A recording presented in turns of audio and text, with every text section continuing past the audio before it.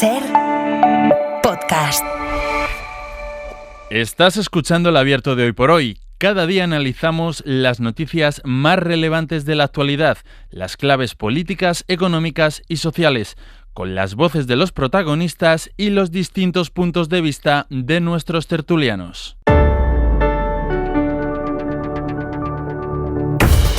Tiempo para el análisis, tiempo para el abierto. Esta mañana desde el Centro Fundación Caja Rioja estamos en Calahorra. Vamos a pasar una mañana de radio divertida con todos los oyentes que ya nos acompañan aquí en este salón de actos desde bien prontito, que eso está muy bien, sentirnos acompañados. Vamos primero a analizar toda la actualidad y después ya todo lo que solemos hacer los viernes en este Hoy por Hoy. Así que lo primero, toca saludar a los analistas que nos han acompañado en esta excursión. Mariela Urrea, ¿qué tal? Muy buenos días. Pues muy buenos días, muy contenta de estar aquí en Calahorra. Veo caras hasta conocidas, o sea que fenomenal. Claro, en casa. Es en que casa. tú juegas en casa. De más lejos ha venido Carlos Sánchez. ¿Qué tal? Muy buenos días. Yo casi, buenos días. Yo casi porque ya sabéis que hice la mili en La Rioja. Es verdad. Nosotros tenemos dos tertulianos. Uno es Nacho Corredor, que ha nacido en todas las partes donde vamos, y luego tenemos aquí a Carlos Sánchez, que ha hecho la mili en todas las partes donde vamos. Y de más lejos todavía que Carlos Sánchez ha venido Javier Aroca. ¿Qué tal? Muy buenos días. Hola, buenos días. Pues vamos a empezar. ¿Os parece? Yo no he hecho la mili en ninguna parte. Ya, bueno. Vamos. Apátrida. Apátrida militar. Vamos a empezar. No sé si hay mucho culé entre el público que nos acompaña, pero como yo sí lo soy y soy la jefa de esto, hoy me toca y hay público culé también, hay público madridista también. Sergio Castro, buenos días. Pero hoy me van a permitir que empecemos con la alegría que tiene toda la gente, todos los seguidores del Barça, estén donde estén y sean de donde sean, porque... Mariola, es feo esto. Esto es feo. Que el Barça ha ganado la Liga. ¿En serio? Mira cómo lo contó Flaky. Lamín de primeras para Olmo, que cae a banda derecha, se la devuelve al 19, viene la joya de la Masía, el Barça, que parece encontrarse mejor. Lamín para buscar la rosca, es un golazo que puede valer una liga. ¡Qué golazo! Gol, gol, gol, gol, gol, gol, gol, gol, gol, gol, gol, gol, gol, gol, gol, gol, gol, gol, gol,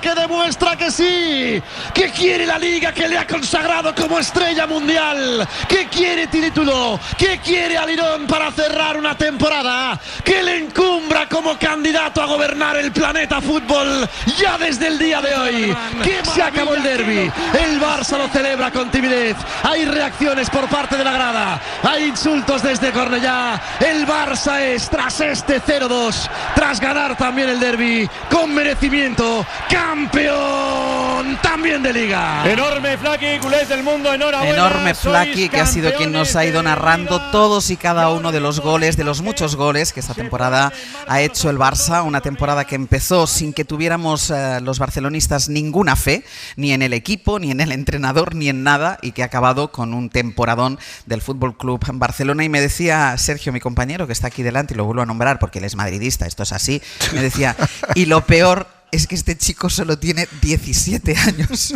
los que no queda todavía por sufrir. ¿Sí o no, Aroca? Sí. De todas formas, yo comparto la alegría de manera tangencial, porque sin Fermín y Gavi, dos muchachos de la cantera bética, el Barcelona no hubiera hecho nada. Aquí cada uno barriendo para su casa. Hombre, naturalmente. Aquí cada uno barriendo, Carlos. Ya con un análisis económico, y yo creo que había que patentar ya lo de las roscas Lamín, ¿no? Parece maravilloso, qué roscas. Ha marcado un golazo impresionante y así tú has podido escuchar, Mariola, Sí, ya me he enterado de por qué estabas tan contenta. De lo que pasó ayer. Bueno, ya estaba contenta durante la cena. Durante la cena ya veíamos que estábamos contentos. Bueno, es la noticia para empezar esta jornada. Vamos a hacer una cosa, vamos a hacer una pausa y a la vuelta si vamos ya con toda la actualidad que nada tiene que ver con la alegría que está recorriendo hoy buena parte del mundo. Allí donde hay un barcelonista, hoy está contento. Lo que les vamos a contar después no tiene nada que ver. Una pausa y seguimos.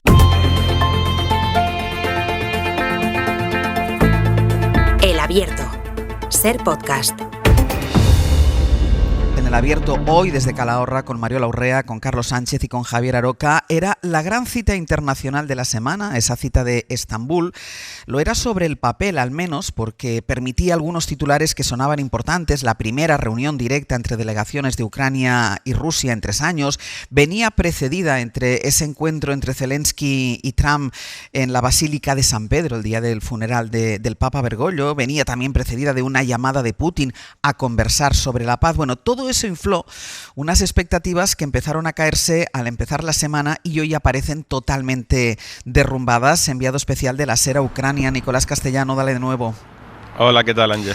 Buenos días. Al final, hoy parece que se van a ver esas dos delegaciones, pero si la negativa de Putin a asistir y la calidad del equipo que ha decidido enviar y anticipaba que la reunión daría poco de sí, el lenguaje que ha utilizado el Kremlin en las últimas horas parece haber despedido cualquier posibilidad de entendimiento, cualquier posibilidad de acuerdo. Rusia ha puesto a los jefes de su diplomacia a insultar directamente, a llamar payaso, entre otras cosas, al presidente de Ucrania. Sí, como dices, habría muchas expectativas el fin de semana pasado, primero con esa comparecencia sorpresa de Putin de madrugada del sábado al domingo, proponiendo retomar las negociaciones bilaterales. Recordemos, hace 3 años y un mes que no se sientan delegaciones cara a cara. En teoría lo van a hacer dentro de poco más de una hora, primero una reunión con Turquía y con Estados Unidos, con Ucrania, y más tarde, en torno a las 11:30, entre las 10:30, no se sabe todavía la hora exacta, ya se incorporará Rusia a esa reunión. Así que veremos lo que pasa, pero desde luego, como dice, el clima previo de las últimas horas que están ahí suflando desde Moscú no anima precisamente a ser muy optimista. Escuchemos, por ejemplo, los insultos de la portavoz de Exteriores a Zelensky. Es un payaso, le dice Zaharova a Zelensky en referencia a las últimas manifestaciones del presidente ucraniano y a su intento de sentarse precisamente con Putin en Estambul, en esas reuniones que también había dopado de alguna manera a Donald Trump con sus manifestaciones. Aquí en Ucrania la verdad que ha aceptado como una auténtica losa de hormigón tanto el nivel de la representación que ha enviado Rusia a Estambul como esas manifestaciones de Lavrov, de la portavoz de Exteriores y todo lo que llega desde Moscú. Y la realidad, Ángels, es que sigue siendo aquí la gente muy escéptica sobre cualquier posibilidad de parar la guerra a corto plazo.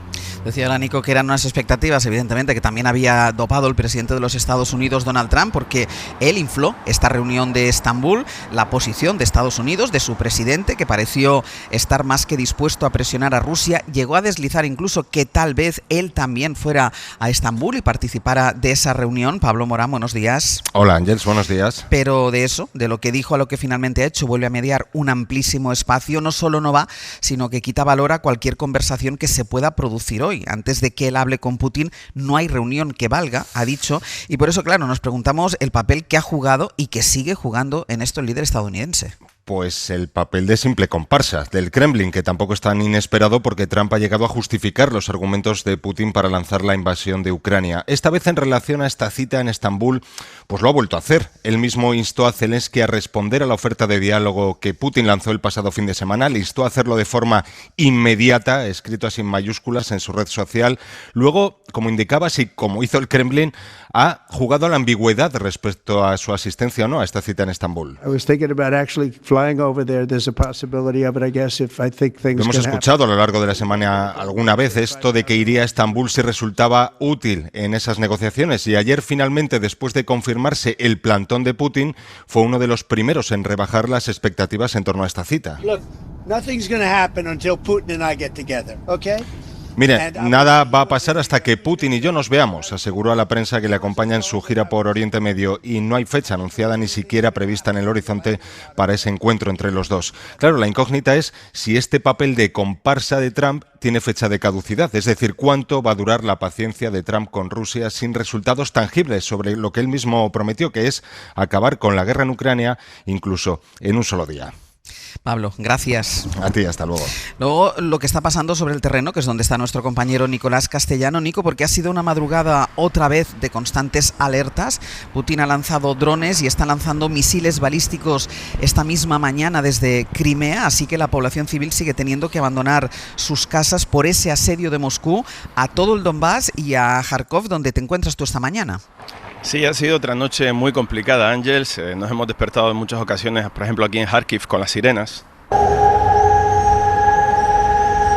Sirenas que están sonando en todo el país porque ahora mismo hay alertas de lanzamiento de misiles balísticos desde Crimea y desde el Donbass a distintos puntos de este mapa de Ucrania. Aquí hemos encontrado a Metro, un soldado herido, que nos habla del horror de Pokrovsk, sin duda ahora mismo uno de los puntos más complicados donde la artillería y los drones de Putin están castigando a la población y están obligando a huir a miles de personas. Siguiendo el rastro de sillas de ruedas, algunos heridos, algunos discapacitados, llegamos a un centro de acogida donde encontramos a muchas personas solas que se aferraban a la idea de quedarse en sus hogares hasta el último momento, pero que las bombas las han expulsado.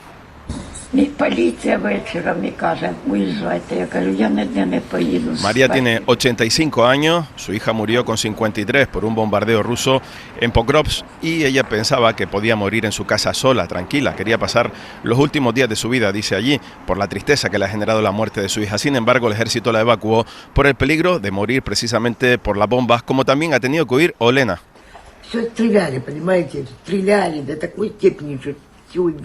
Olena tiene 64 años y es de Konstantinivka, una de las ciudades que hemos visitado durante estos 3 años en la guerra y que ahora es imposible de visitar porque los rusos la están asediando. Nos decía literalmente, y nos hacía el gesto con la mano, que ahorcaría a Putin con sus propias manos. Y es que ella era prorrusa, nació en Rusia, pero sin embargo está absolutamente decepcionada con lo que está pasando aquí en Ucrania en los últimos 3 años. Y también hemos hablado con Oleg, que tiene 60 años. Y que de otra población del Donetsk ya ocupada por los rusos. Es la realidad de la guerra, la realidad de los civiles, la realidad de los que tienen que dejar sus hogares atrás. Casi 4 millones de desplazados internos que siguen huyendo por eso, por el peligro de morir bajo las bombas. Nico, gracias. Un abrazo. Hasta luego, cuídate.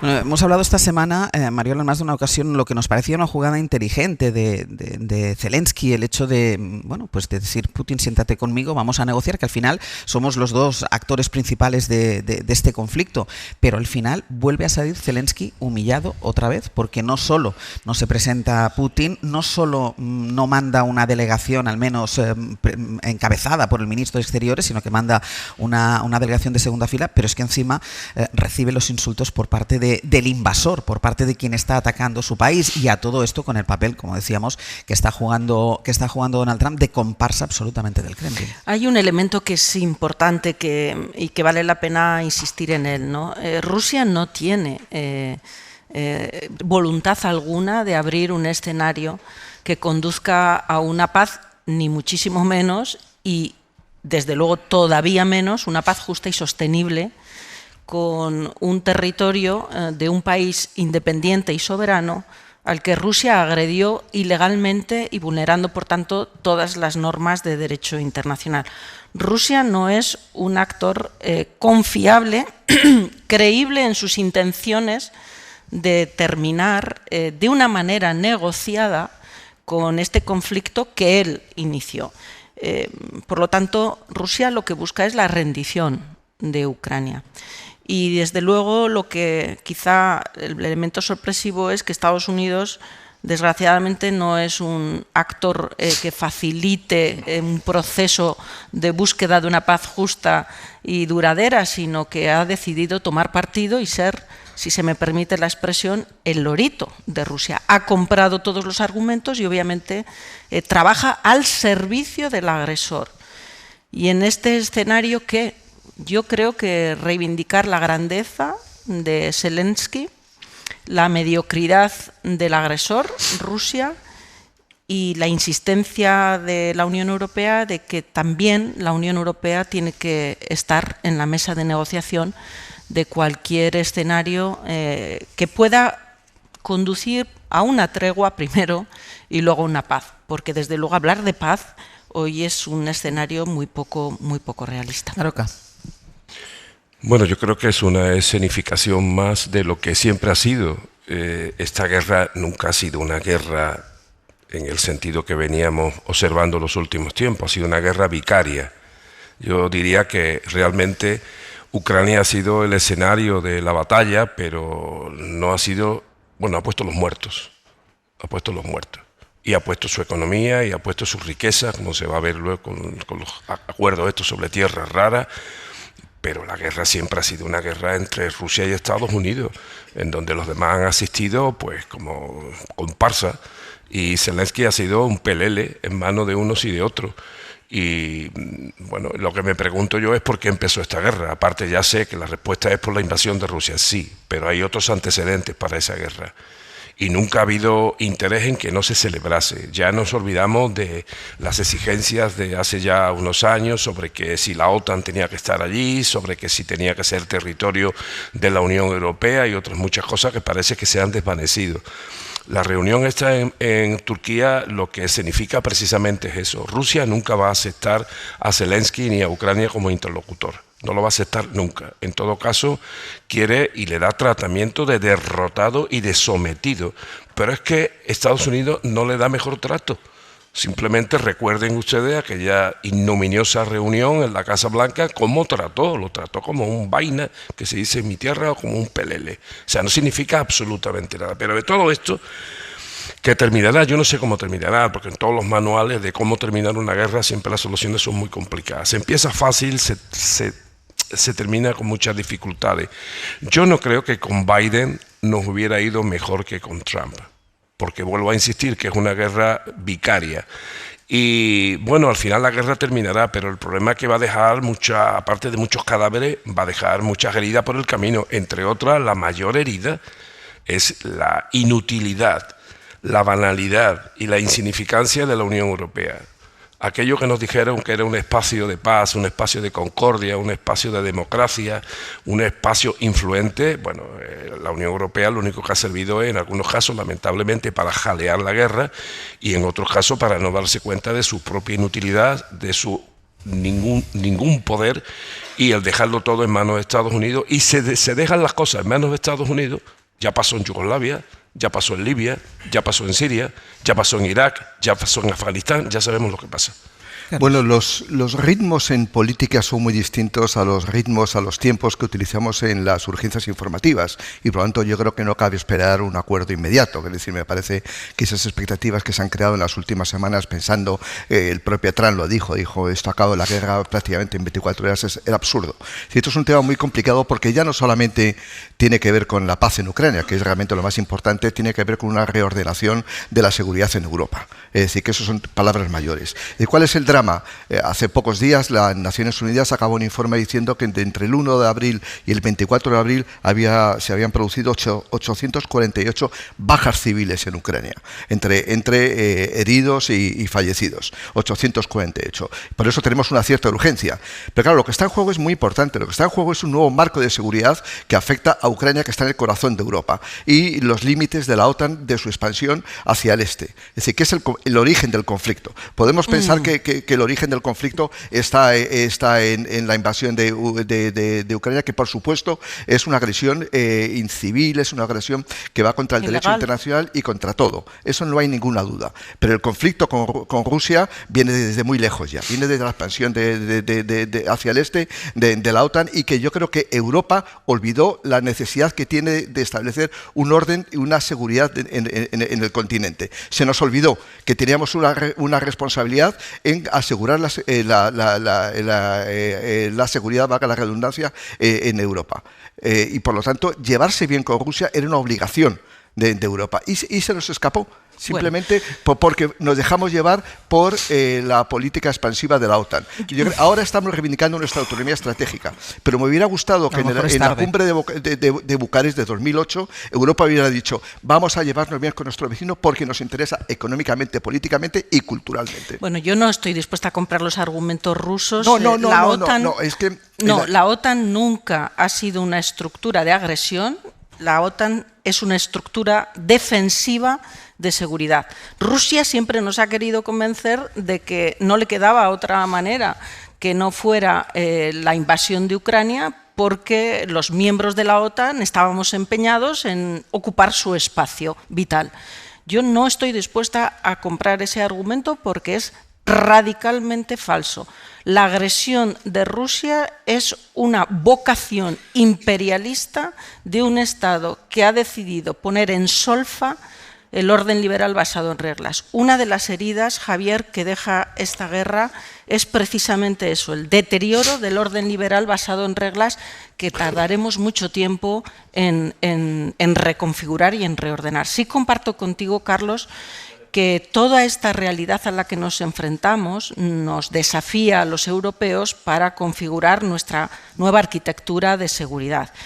Y hay algo que yo discrepo también aquí de Javier, estoy discrepando con todos los compañeros para darle un poco esto de salsilla. Podemos hablar de las debilidades de la Unión Europea y seguro que nos lleva un buen tiempo.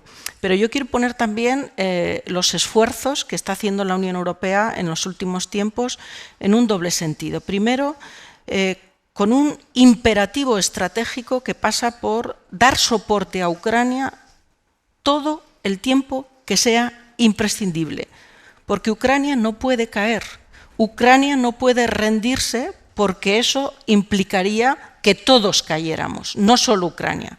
Y segundo, y esa yo creo que es la gran fortaleza de la Unión Europea, que es la determinación de dar los pasos que sean pertinentes, tardíos o no tardíos, para convertirse en su propia proveedora de seguridad. Esto nos va a llevar tiempo, esto nos va a llevar esfuerzo y hay que socializarlo con la ciudadanía, porque el esfuerzo va a ser un esfuerzo presupuestario, pero no solo, el esfuerzo va a ser un esfuerzo también de ordenar las mentes para aceptar que la paz pasa por generar estructuras de seguridad y defensa potentes. Y yo creo que ese es uno de los grandes desafíos de la Unión Europea que tiene por delante, claro. Sí, parece que si aparte de estar en la OTAN, constituimos un frente de defensa o un pilar europeo de defensa, como se decía antiguamente, ya vamos a ser los más fuertes del mundo. No, nos van a tomar un poquito más en serio. Yo no me lo creo. Incluso el nuevo canciller de Alemania ya ha dicho, señor Merz, o Herr Merz, ya ha dicho que va a constituir el ejército más potente de Europa. Me da mucho miedo. En los años 30 pasó algo parecido. Yo no creo que a la paz se llegue a través de la guerra. En absoluto. Estoy convencido. La historia creo que respalda mi opinión, ¿no? Y la paz se llega a través de la seguridad. Nadie habla de guerra. Y tú decías reglas. ¿Qué reglas? ¿Las reglas de quién? ¿Las reglas, por ejemplo, de las Naciones Unidas? Pero las reglas, ¿cómo se toman? ¿De qué artículo a qué artículo? Porque lo mismo que aplicamos a Ucrania lo estamos aplicando en Palestina. O sea, cuando se habla de anexión, cuando se habla de invasión, ¿qué pasa? Que los Altos del Golán no ha sido invadido y anexionado, con la autorización, por cierto, y el placet del señor Trump, cuando otra vez ya fue presidente de los Estados Unidos. Lo que está pasando en Gaza, ¿qué? ¿A qué regla obedece? ¿Y dónde están los de las reglas a la hora de defender lo que está pasando en Gaza? Y bueno, esto sería interminable, pero diré otra cosa más que será probablemente la prueba del algodón, también para la OTAN, también para la Unión Europea, porque hay implicado un miembro fundador tanto de la OTAN como de la Unión Europea. Si el señor Trump al final cumple su amenaza de que incluso por la fuerza se va a anexionar Groenlandia, ¿dónde van a estar las reglas? ¿Dónde va a estar la OTAN? ¿Dónde va a estar el pilar europeo de defensa? ¿Dónde va a estar el señor Merz? ¿Dónde van a estar todos los dirigentes políticos? Von der Leyen, la señora Kallas, que nos ha tocado la lotería, por lo visto, con la nueva responsable de seguridad y política exterior. Hombre, yo incluso prefiero a Borrell. Yo creo que el peor ejercicio que podemos hacer desde el punto de vista intelectual es entender que cualquier cosa que interpretes como un ataque a OTAN es que eres prorruso o defiende las tesis de Putin. Nadie defiende las tesis de Putin. Pero en esta mesa nadie defiende las tesis de Putin ni nadie compra la mercancía del Kremlin. Lo que estamos hablando es que la OTAN es una estructura defensiva, pero también es beligerante en determinadas ocasiones. Es decir, cuando John Kerry se planta en Kiev, cuando el senador McCain se planta en Kiev en el año 2013-2014, antes incluso de la invasión de Crimea, eso no es una actitud defensiva. Eso es injerencia en un país. Y eso ocurrió. Por lo tanto, yo creo que hay que ver las cosas con cierta perspectiva y no caer en ese maniqueísmo, me parece infantil. Es decir, que es que si parece que estás cuestionando la estrategia de expansión hacia el este de la OTAN, es que eres prorruso. No, en absoluto. Aquí no hay nadie prorruso, digamos, de gente, digamos, civilizada. Seguro que hay prorrusos, seguro que los hay, no tengo ninguna duda. Pero yo creo que lo que está en juego es la seguridad de Europa. Es decir, y cuando de manera irresponsable se hace una expansión hacia el este, lo que se pone de manifiesto es que hay una expansión hacia el este, Carlos. ¿Que no la ha habido? No. ¿Que no la ha habido? No. No, se han incumplido permanentemente los acuerdos de la independencia de Ucrania. Los incumplió Rusia en una parte y también los ha incumplido la OTAN. Pero eso está en todos los papeles ahora mismo de los científicos sociales que digamos que son neutrales en ese aspecto.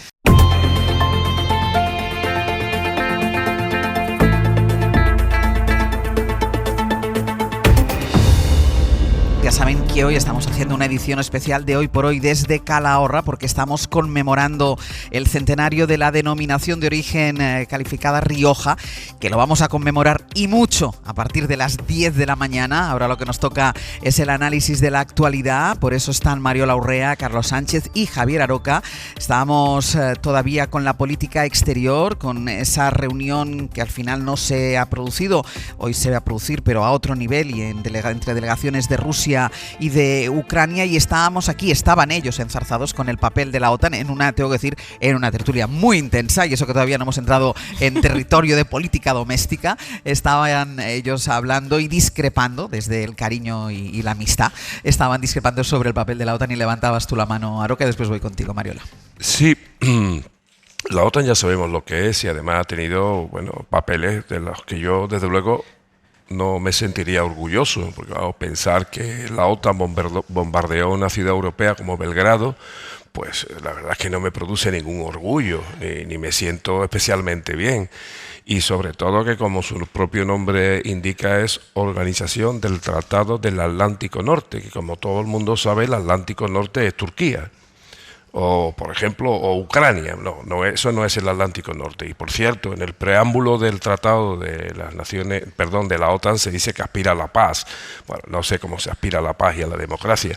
Lo cierto, y vuelvo a insistir, que esto es una guerra vicaria entre Rusia y Estados Unidos. Yo coincido con Carlos en que al final hay otros objetivos que no tienen nada que ver con los objetivos europeos, porque si se quisieran pelear de verdad y tuvieran otras intenciones, Rusia y Estados Unidos se pelearían donde están más cerca, es decir, entre Alaska y Rusia, que por cierto Alaska fue territorio ruso que luego le vendió a Estados Unidos. En la frontera de ellos, que es una frontera marítima, unos están tan de cerca de otros como desde aquí al Parador, digo por hablar no en Bernabéu, sino hablar en distancias locales. O sea, se podían enfrentar a peñascasos, es decir, con tirachina, pero no lo hacen allí, lo hacen en Ucrania. ¿Por qué? Porque evidentemente los Estados Unidos lo que tiene interés es tener posiciones en esa parte europea, en Ucrania y en otras partes. No nos vayamos a olvidar de Georgia o de otros territorios en donde la OTAN y Estados Unidos también ha querido meter la mano. Y lo de la Unión Europea en todo esto, vuelvo a insistir, eso es patético, es ridículo. Lo del pilar europeo de defensa, tú lo sabes. Eso dice Estados Unidos, que somos patéticos. Sí, es que yo también lo sostengo. Que ¿También somos compras el argumento? Sí, pero es que yo lo sostengo porque, vamos a ver, ¿desde cuándo está en los tratados el pilar europeo de defensa? Como mínimo desde Maastricht, tú lo sabes, que eres experta. Como mínimo. Y desde Maastricht aquí no hemos movido un dedo. Todo que lo haga papá de Estados Unidos, es lo que yo condeno. Y todos los ejemplos que he puesto yo antes, he puesto otros que no. Siria, Palestina, Libia, puedo incluir Egipto también, todos se asoman a lo que los romanos llamaron Mare Nostrum y Mar Mediterráneo, desde que mi paisano Isidoro de Sevilla, considerado santo por los cristianos, también lo hizo. Luego, por tanto, ¿por qué permitimos que alguien que no sé qué tiene que ver con nosotros siga condicionando nuestras vidas y nosotros haciendo... Los europeos me refiero. ¿Cuántas horas el tengo, absoluto Ángel? No, Mariola, venga. Bueno, mira, espérate que le voy a dar tu reloj. Taca. Una pequeña digresión y luego vamos al fondo de las discrepancias. La digresión, que algún día tenemos que dedicarle, Ángel, si te parece, algunos minutitos, es dos regiones del mundo donde la disputa Estados Unidos, Rusia y China es cruenta y está pasando bajo radar. Uno es el Sahel y otro es el Polo Norte. ¿Y Taiwán no? No. Ahí hay dos zonas que están pasando bajo radar y la lucha por el poder, por el territorio, por los recursos de esos tres actores internacionales que sí se van a repartir el mundo, obviamente es increíble. Pero vamos a las discrepancias. No podemos ignorar que Ucrania, un Estado independiente, tomó una decisión en un momento determinado de querer firmar un acuerdo de asociación con la Unión Europea. Y ahí se desató, en el ejercicio de su independencia soberana, ahí se desató el apetito invasor de Rusia, que nos lo presenta obviamente como una reacción natural a estos de la OTAN, que son un pelín agresivos. Se te ha olvidado un golpe de Estado. Se te ha olvidado un golpe de Estado antes. No se me ha olvidado nada. Sí. Insisto en la voluntad independiente y soberana de un Estado, que es lo que motiva una reacción invasora de Rusia. Todo lo demás es fanfarria rusa que yo no estoy dispuesta a comprarla. Hablando de incoherencias, hay muchas, Javier. Hablando de evaluación de la OTAN con episodios poco esperanzadores o de los que nos podemos sentir orgullosos, hay muchísimos, Javier, y nos vamos a poner de acuerdo en todo eso. Ahora bien, también deberíamos ser capaces de ponernos de acuerdo de qué principios básicos del orden liberal estamos hablando. Y son principios que están contemplados en la Resolución 2625 de Naciones Unidas, que tú conoces, y que son tan simples... ¿Y que Estados Unidos los respeta? Bueno, pues por eso ahora tenemos es también que si no lo respeta Estados Unidos... Y hablamos de la prohibición del uso de la fuerza para atentar contra la soberanía territorial de un Estado, No habléis a la vez. El síndrome del palomo ajedrecista. Todavía no se me ha acabado el tiempo. Pero no, te voy a contar para que sepas mi posición sobre esta... El síndrome del palomo ajedrecista. Se sube en el tablero, tira todas las fichas, se caga en el tablero y después dice que ha ganado. Mariola. Y ahora, ¿cómo sigo yo bueno. con el palomo? Carlos. Bueno, después de 3 años de guerra largos, yo creo que centrar el debate en quién es el culpable nos lleva a la melancolía. Ahora lo que hay es acabar con la guerra. Lo que está claro es quién es el inocente. Y el inocente es Ucrania. Y el inocente es un líder, perdóname Carlos, que yo también soy capaz de atribuirme del tiempo de otro. Y el inocente además es el grande en términos, digamos, de honorabilidad, porque no hay derecho que a Zelensky se le humille en la Casa Blanca. Eso dice poco del que lo humilla. Pero Mariola, yo creo que en esto hay consenso entre los tres que estáis aquí. Sí. En eso yo creo que hay consenso por parte de los tres que estáis aquí. Nadie tiene ninguna duda que la encerrona de la Casa Blanca o las palabras de la portavoz del Kremlin son impresentables, llamando payaso al presidente de un país que está defendiendo legítimamente. No estoy cuestionando para nada que no se le... Pero el debate ahora mismo está qué se puede hacer para acabar con la guerra de Ucrania, que es lo importante. Ya dábamos los datos anteriormente. 848 bajas entre el 1 de abril y el 24 de abril en Ucrania. Por lo tanto, ese es el tema central. Y lo que tenemos que tener en cuenta es que tenemos que pasar de una lógica de la disuasión que funcionó durante la Guerra Fría, la disuasión nuclear entre estados, funcionó, a una lógica de la negociación. Negociación porque el mundo se ha globalizado.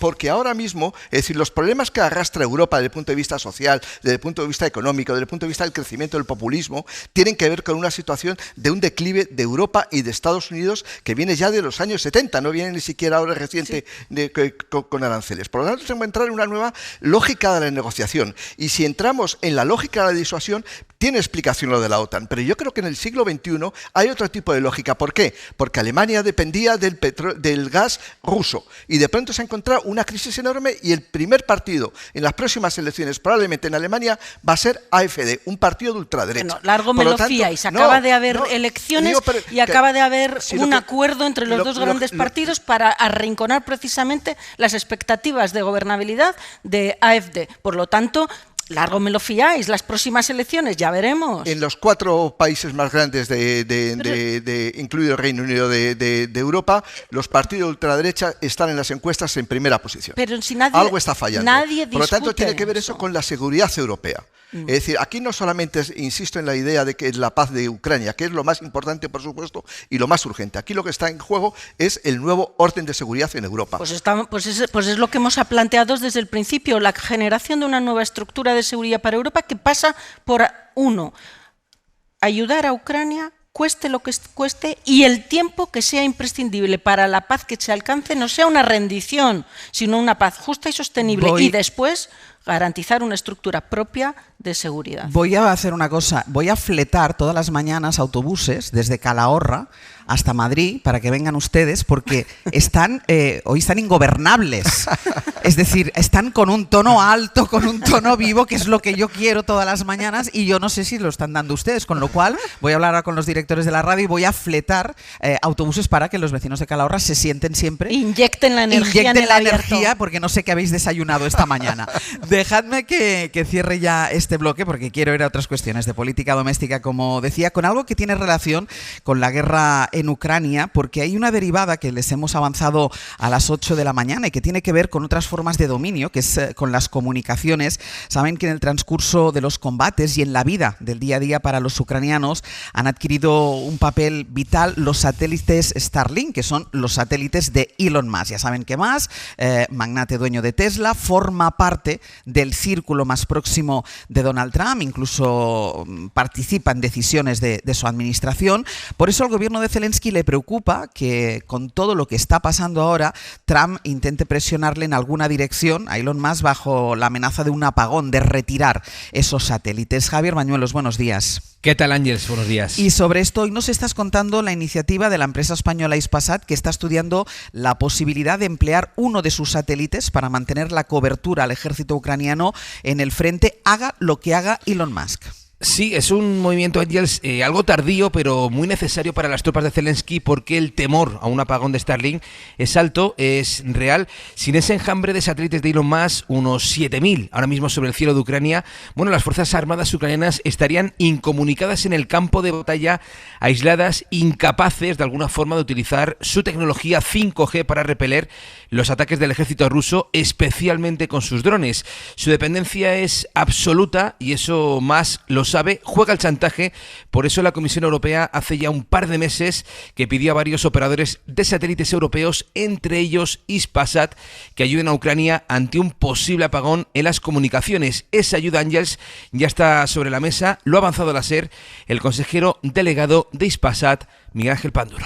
Ucrania necesita capacidades que estén hoy volando, y es en ese entorno en el cual creo que estamos valorando la posibilidad de situar capacidades sobre su territorio de forma que le puedan ayudar a paliar en caso de que en el futuro Starlink tenga dificultades, porque no solo consiste en tener un sistema, somos conscientes que además Starlink está sufriendo interferencias intencionadas del otro bando para que atacar de alguna manera indirecta el funcionamiento en la región.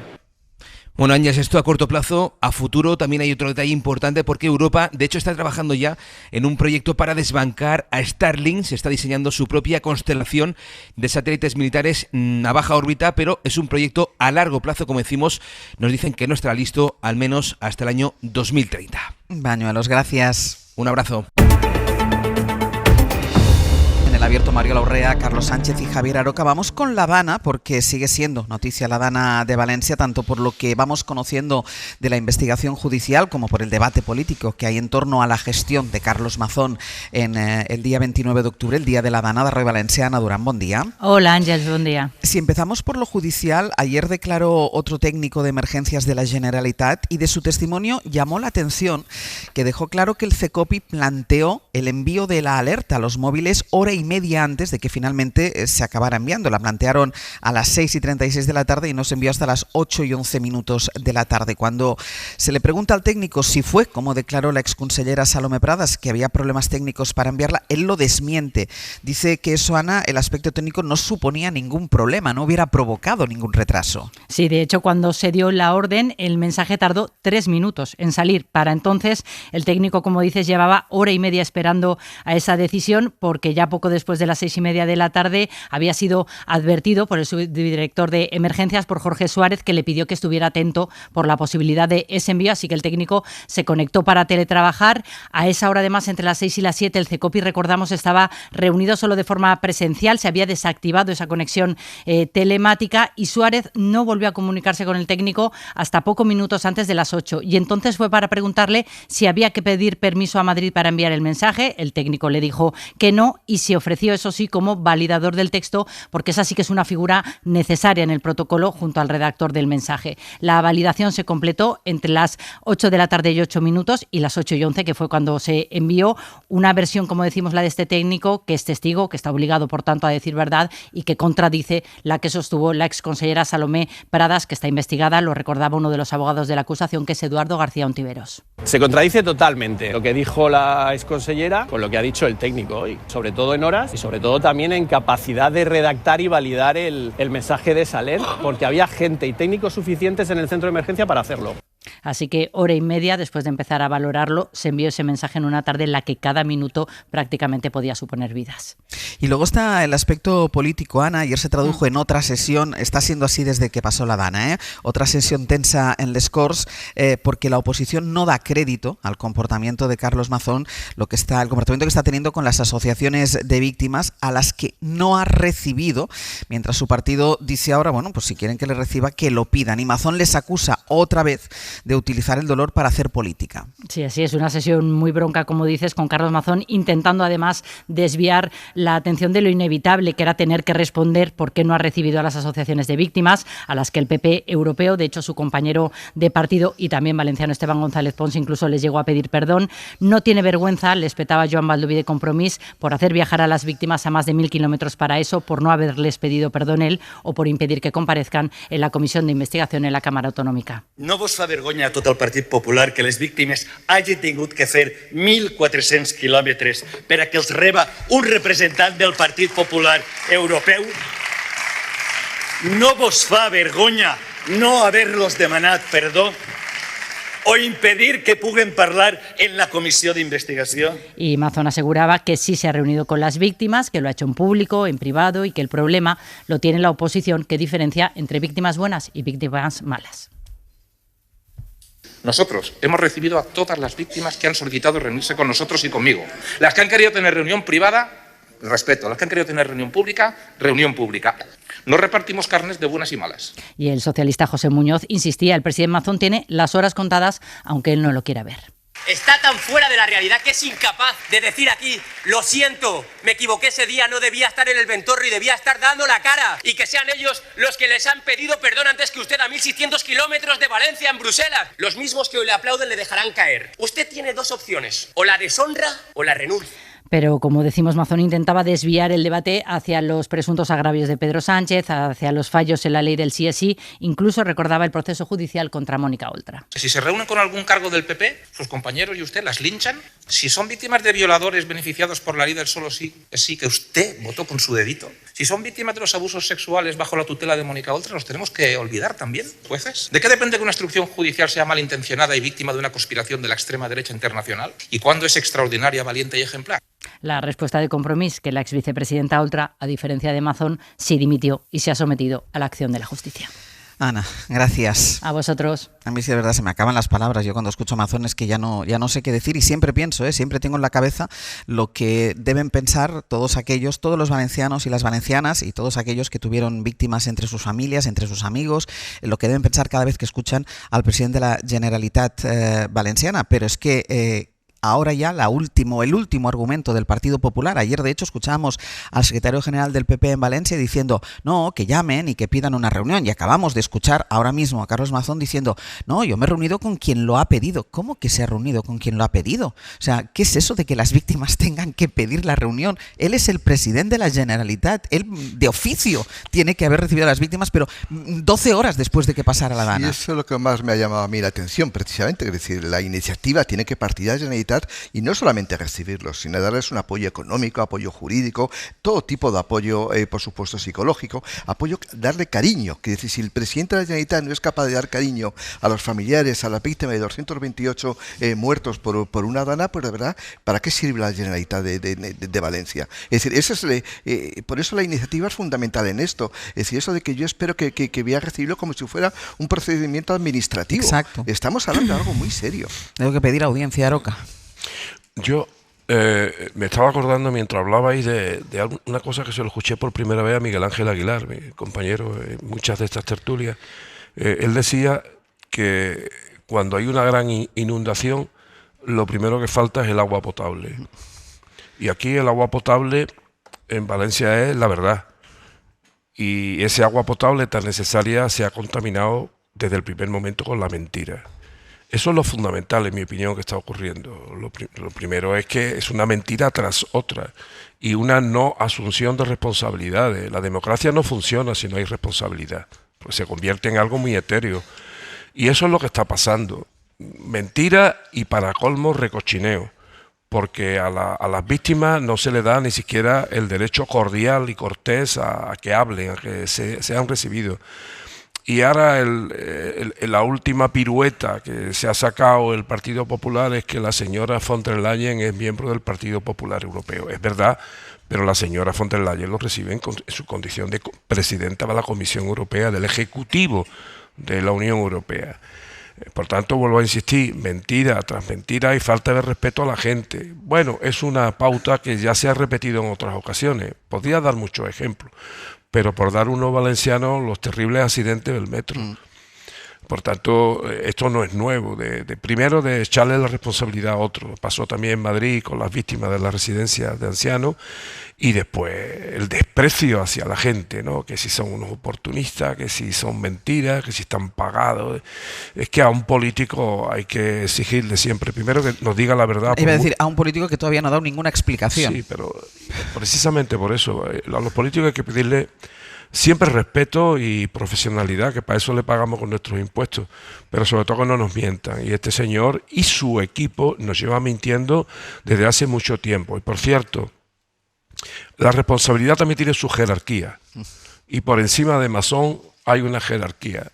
Yo, si fuera presidente o como se llame dentro del Partido Popular, cuyo organigrama desconozco, fuera Feijóo, no consentiría que el señor Masón estuviera ni un minuto más diciendo, porque también en eso miente, que representa a los valencianos.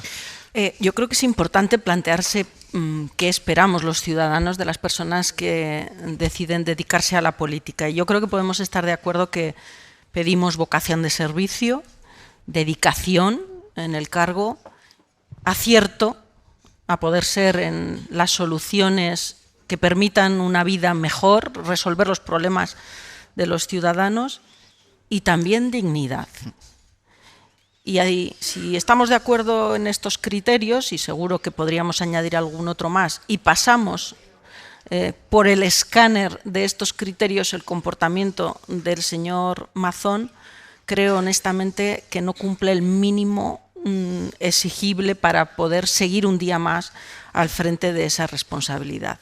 Efectivamente, yo creo que el Partido Popular y los dirigentes, el presidente Feijóo, debería tener cierta capacidad de acción para retirar a un político que no responde a las expectativas ciudadanas y que desde luego no tiene el más mínimo dignidad después de una tragedia, que estamos hablando de la muerte que podía haberse evitado de más de 200 personas. Es que estamos hablando de esto, no de delicatessen política del día a día. Sí.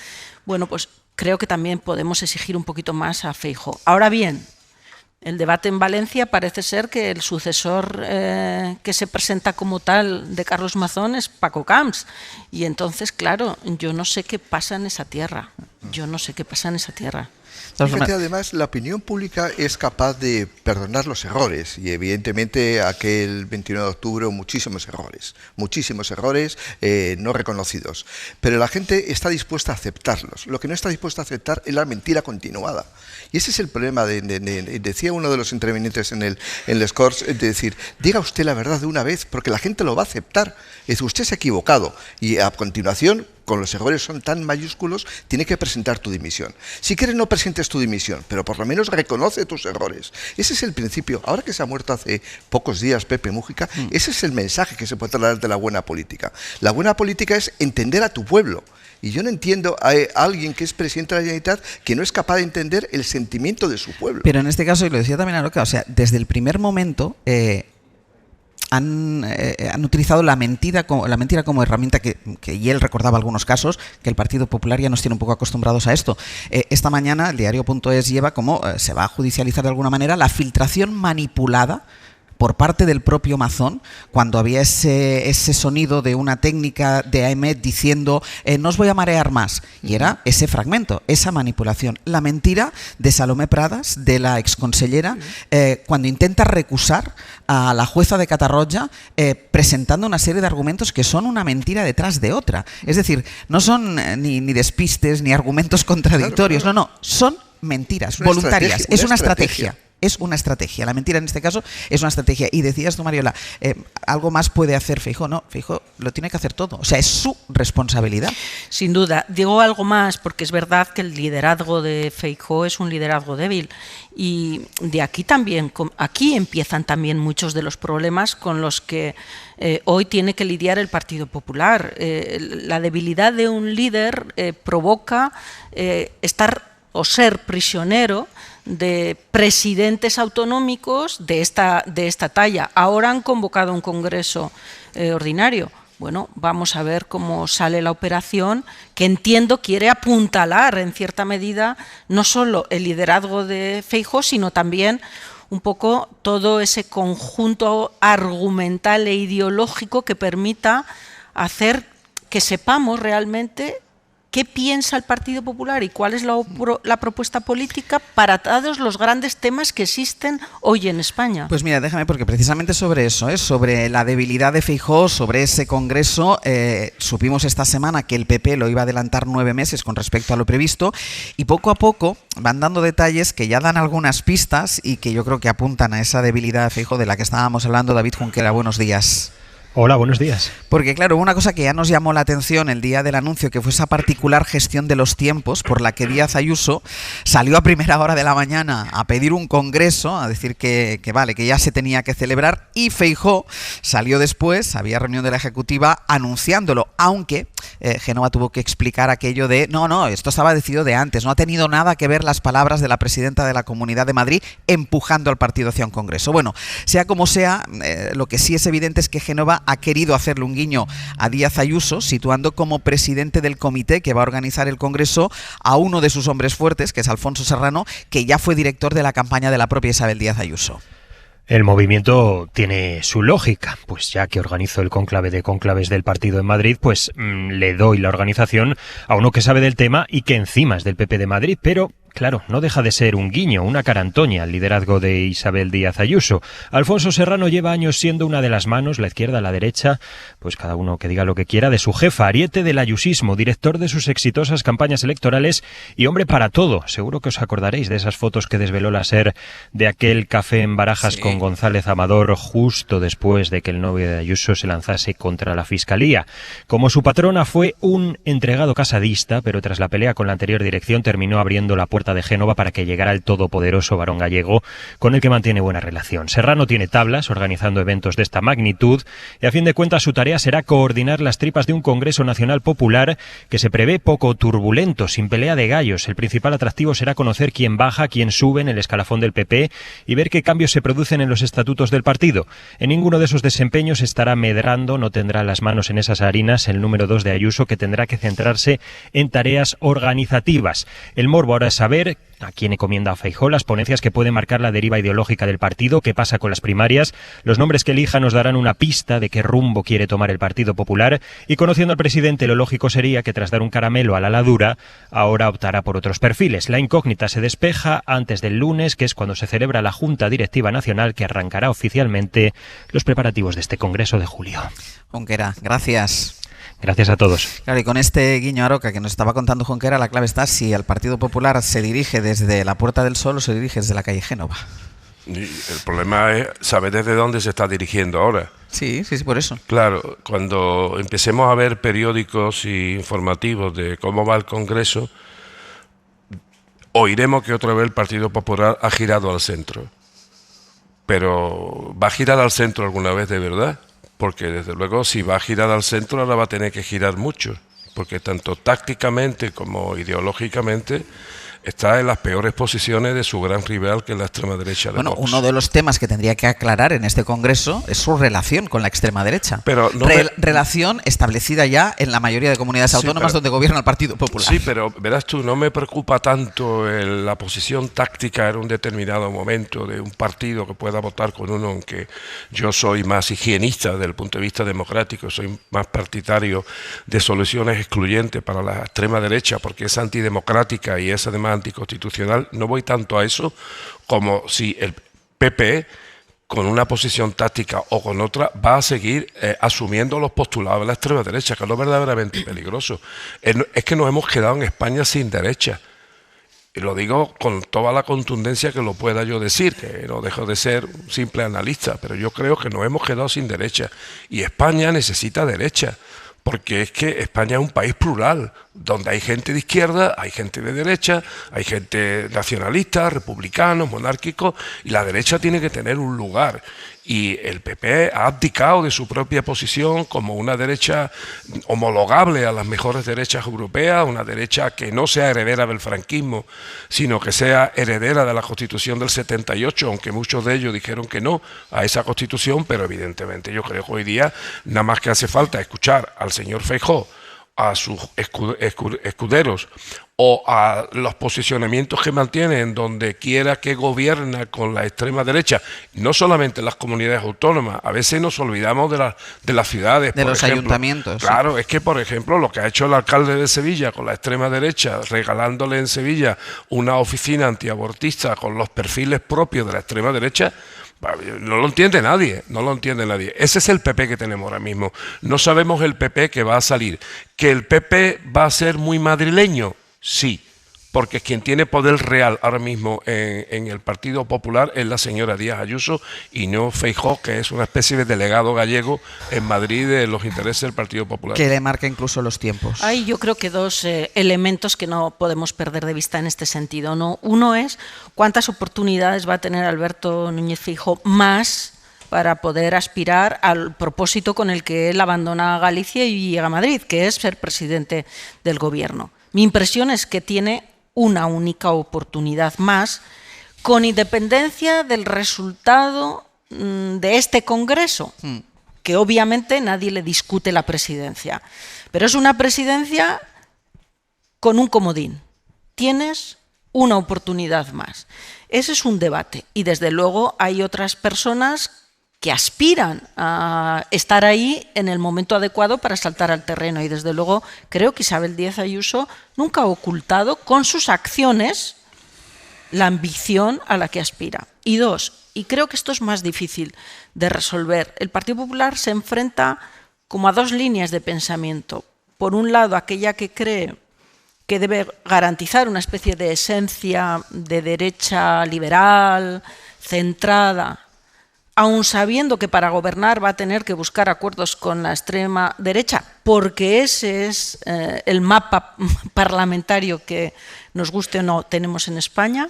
Y por otro lado, otra línea de pensamiento que coincide probablemente con Isabel Díaz Ayuso, que dice que hay manera de absorber la extrema derecha a costa, obviamente, de comprar en algunas materias sus postulados. Y ella acredita algunos trienios y algunos elementos de éxito. Por lo tanto, yo creo que son estos dos elementos los que van a estar en juego en el Congreso.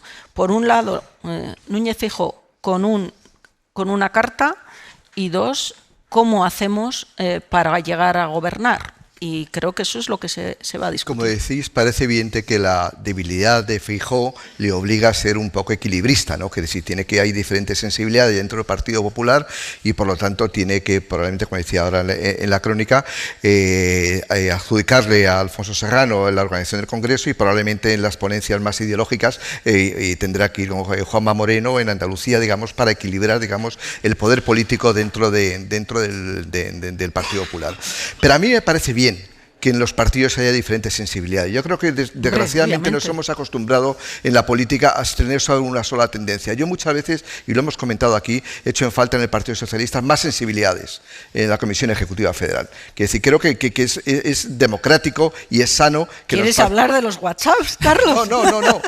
Quiero hablar de la necesidad de tener sensibilidades distintas. Y me parece que cumple su papel Díaz Ayuso en Madrid y por lo tanto está, digamos, ahormando a la extrema derecha, aunque el Partido Popular luego, el líder, debería no aceptar ninguna de sus tesis. Que lo que voy a decir es que no significa aceptarlo. Que tiene que haber diferentes sensibilidades, sí, pero dentro del Partido Popular tiene que haber la sensibilidad de la extrema derecha.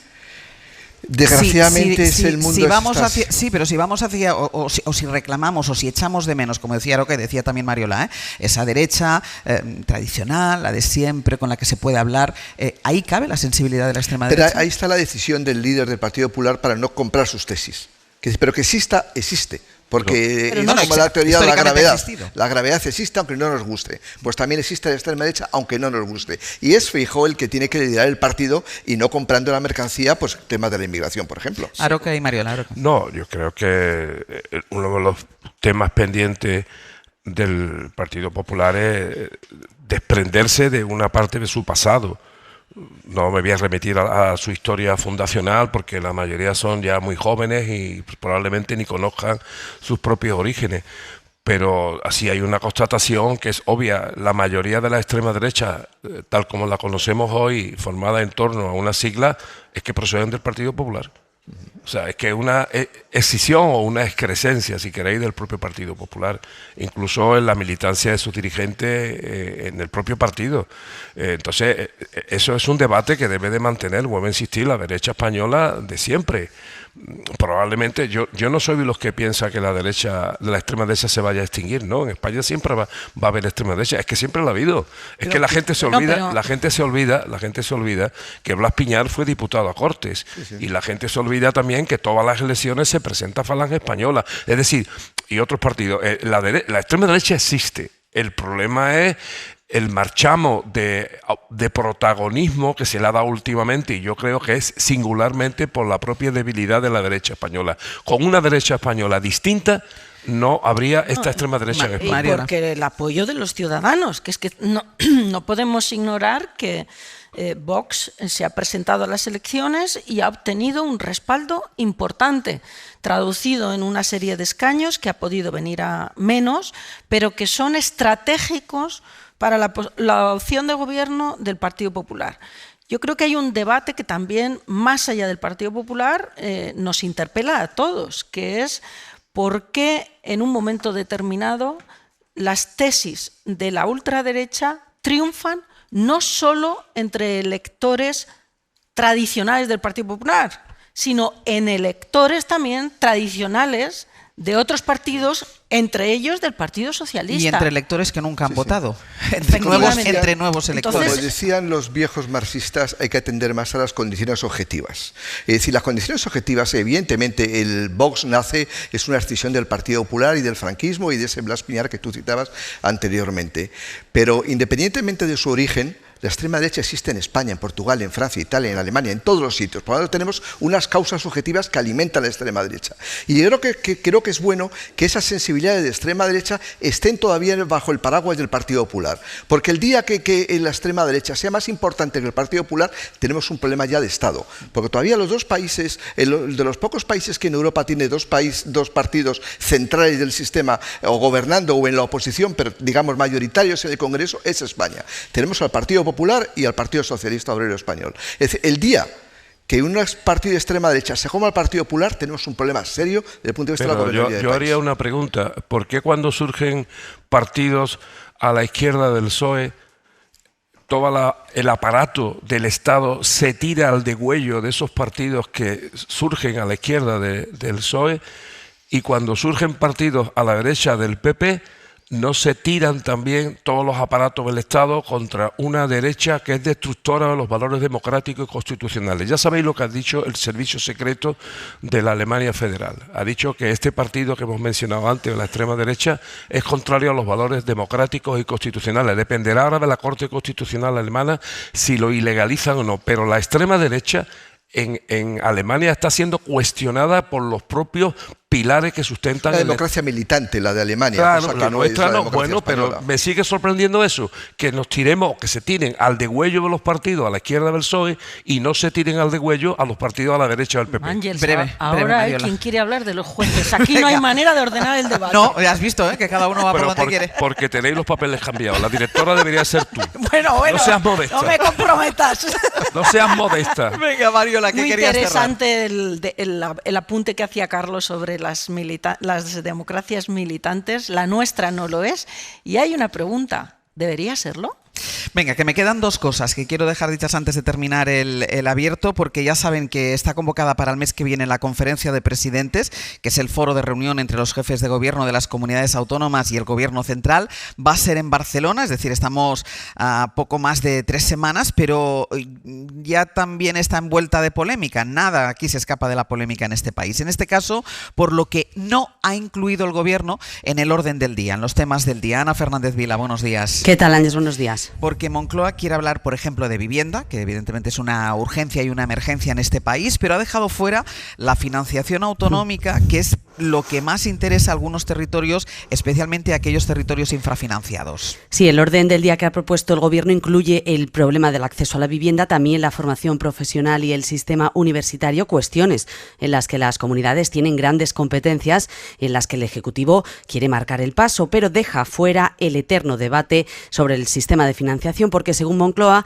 no hay avances ni intención de acordar nada, así que nos dicen que no tiene sentido ponerlo sobre la mesa. Sin embargo, eso no significa que no se vaya a tratar, que no se acabe tratando. Las comunidades del PP ya forzaron hace 6 meses que se incluyera en la conferencia de presidentes de Santander este asunto y ahora amenazan con volver a hacerlo. Lo han pedido ya, por ejemplo, Extremadura, Aragón, Andalucía y también la socialista Castilla-La Mancha.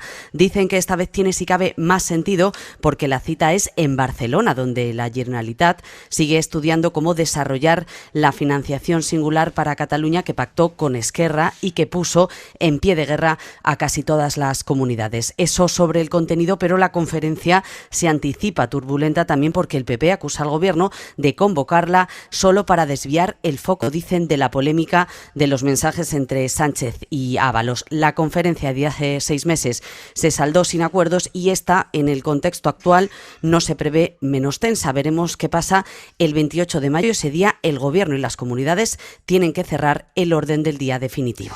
Pues veremos qué pasa entonces, Ana, gracias. A vosotros. Y nos queda todavía ese acto de conciliación que hoy se celebra en Santander entre el rey emérito Juan Carlos I y el expresidente de Cantabria, Miguel Ángel Revilla, en las puertas de los juzgados donde tiene que producirse este acto de conciliación. Está Hanna Sánchez. Hanna, buenos días. Hola, muy buenos días. El acto es por esa denuncia que Juan Carlos I presentó contra Revilla. Le acusa de injurias por criticar su patrimonio en el extranjero, la evasión fiscal, y le pide dinero por ello. Sí, en unos minutos va a arrancar este acto de conciliación. A las 9:20 de la mañana llegaba la abogada del rey emérito. Revilla lo va a hacer ahora, justo antes de empezar el acto. Expectación mediática, Ángels, para este acto de conciliación que se espera que sea rápido, en el que, como dices, el expresidente de Cantabria se enfrenta al pago de 50.000 euros al monarca por declaraciones injuriosas sobre Juan Carlos I, declaraciones que hizo en varios programas de televisión donde le llamaba apátrida fiscal, evasor o presunto corrupto. Palabras que el monarca pide a Revilla su rectificación pública y el pago. Miguel Ángel Revilla ya dijo que en cuanto se conoció esa querella, que no se arrepentía, aseguraba que su libro era duro y que no se merecía un escarmiento así. Hanna, gracias. A ti. Oh, guarda, guarda, es solo un rayo. ¡Viva el vino, vino! Cuando Viva el vino, de eso vamos a hablar en la hora que viene a partir de las 10, porque estamos aquí en Calahorra celebrando el centenario de la denominación de origen calificada Rioja, y de eso vamos a hablar. Vamos a escuchar música, vamos a hacer una cata especial, no de vino, vamos a catar libros con Antonio Martínez Asensio, vamos a jugar, vamos a reírnos, y ahora lo que vamos a hacer es a despedirnos de los 3 analistas que nos han acompañado, porque tengo que decir que ya cuando hemos empezado el programa esto estaba lleno, pero claro, la gente que tenía la radio puesta en casa y os ha escuchado, entre eso y que ha ido corriendo la voz, claro, esto ya está, ahora está a los topes. Tómate un vino. Exacto. Con lo cual, Mario Laurrea, Carlos Sánchez, Javier Aroca, muchísimas gracias y hasta la semana que viene. Buen día. Un aplauso para ellos. Para no perderte ningún episodio, síguenos en la aplicación o la web de la SER, Podium Podcast o tu plataforma de audio favorita.